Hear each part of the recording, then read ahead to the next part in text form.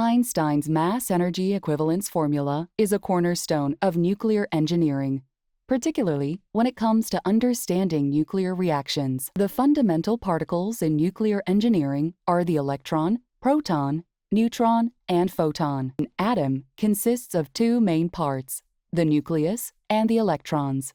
The nucleus is the central part of the atom, containing protons and/or neutrons. Protons carry a positive charge, while neutrons are neutral with no charge. Electrons, which carry a negative charge, move in regions around the nucleus known as orbitals or energy levels. These orbitals form a cloud of electrons surrounding the nucleus. In a neutral atom, the number of protons equals the number of electrons, making the atom electrically neutral.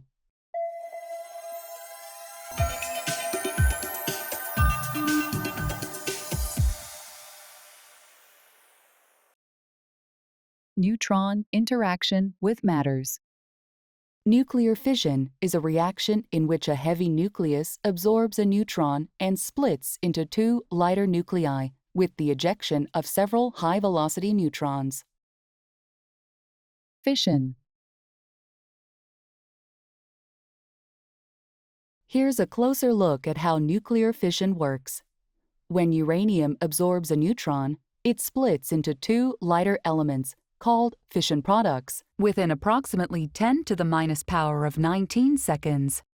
The fission products are usually isotopes with an excess of neutrons. These isotopes release one or two neutrons within 10 to the minus power of 18 seconds after their formation. Additionally, fission products undergo radioactive decay, emitting radiation such as gamma rays to release energy and achieve stability.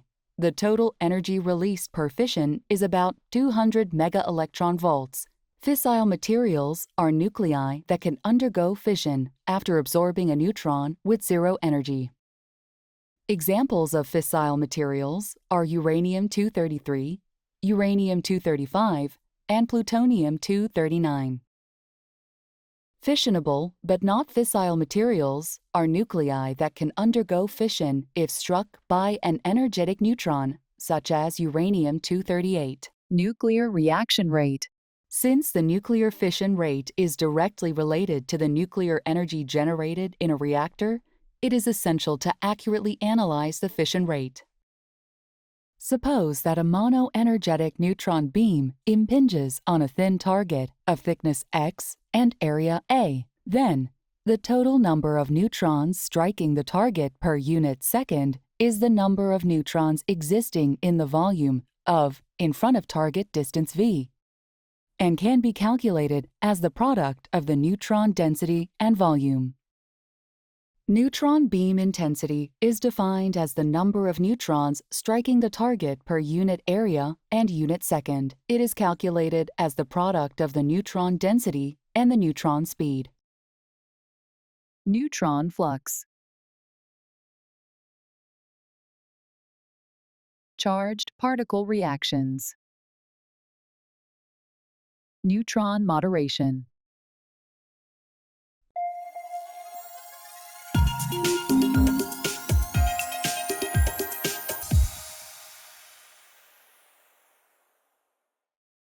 Neutron life cycle.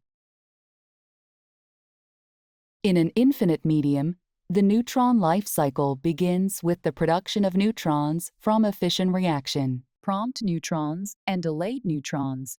Time-dependent reactor. Because this change in the multiplication factor is so minimal, the fractional change of the multiplication factor is defined as reactivity for practical purposes. Reactivity is defined as the fractional change in neutron population per generation. Reactivity feedback.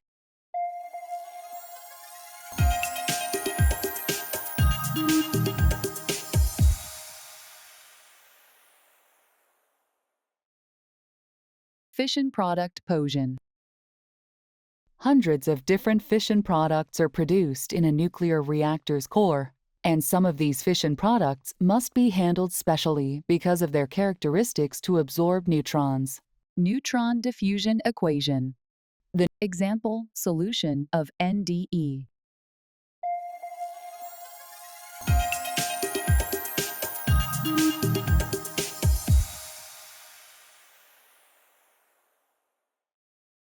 Nuclear reactor. Nuclear energy can be released through nuclear fission and nuclear fusion. Nuclear reactor is a device designed to sustain and control a nuclear fission reaction. Nuclear fuel serves two essential functions. First, sustaining the nuclear fission chain reaction. The fuel enables a continuous fission process, generating nuclear energy, which is converted into thermal energy. Continuous cooling of the fuel rods is essential for safe and efficient operation. Second, containment of radioactive materials. The fuel pellet acts as the first barrier to confine the radioactive fission products generated during the reaction. These fission products are stably contained within the fuel pellet, preventing their release into the environment. Nuclear fuel is an essential component of a nuclear reactor. The reactor's core must be loaded with an adequate amount of fissile material, either uranium or plutonium.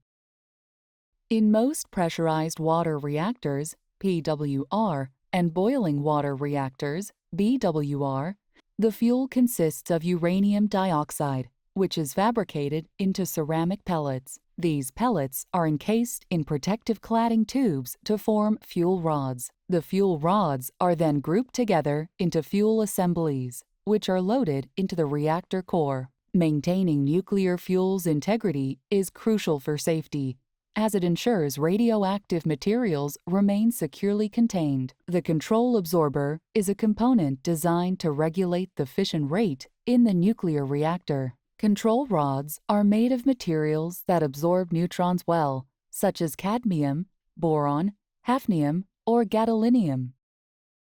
When control rods are inserted into the reactor core, they absorb neutrons, slowing or stopping the fission process. Conversely, when the rods are removed, the reaction rate can be increased. To achieve this dynamic control, a specialized driving mechanism is employed to insert or withdraw the rods from the core as needed. In addition to control rods, soluble neutron absorbers like boric acid are used in most PWRs. Structural materials are providing stable support and positioning of nuclear fuel assemblies during both normal operations and in the event of accidents. Structural materials also ensure the structural integrity of the primary system components. In addition, structural materials are designed to protect the facility from potential hazards such as earthquakes, explosions, and collisions. Nuclear reactor classification. A nuclear fission reaction releases neutrons and energy. Nuclear power plant.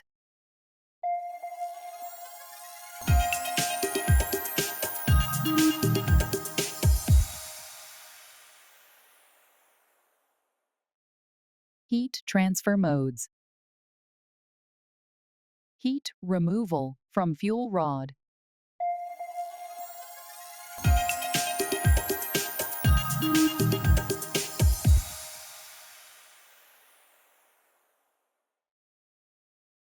Nuclear safety principles.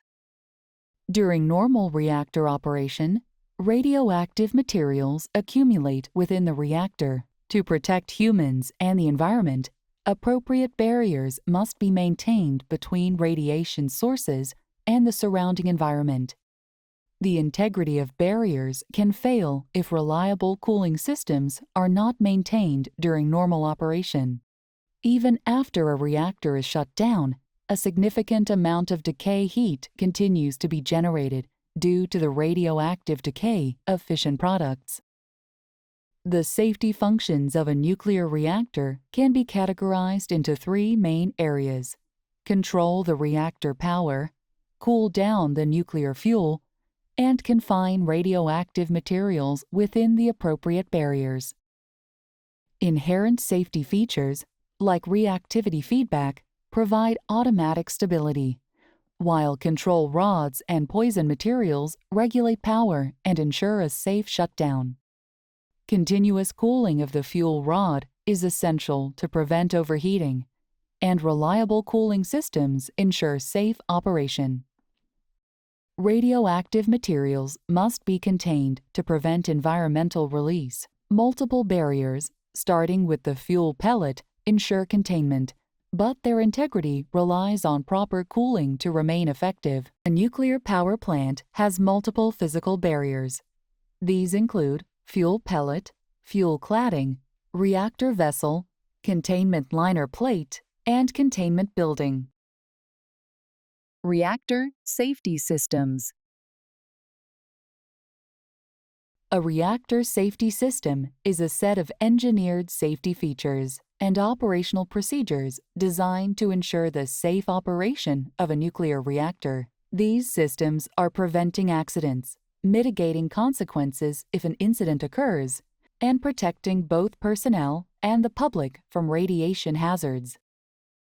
The three primary objectives of nuclear reactor safety systems, as defined by the U.S. Nuclear Regulatory Commission, are to shut down the reactor, maintain it in a shutdown condition, and prevent the release of radioactive material. The emergency core cooling system is a safety system to prevent core damage by ensuring adequate cooling in the event of a loss of normal coolant flow, a pipe rupture, or a loss of coolant accident.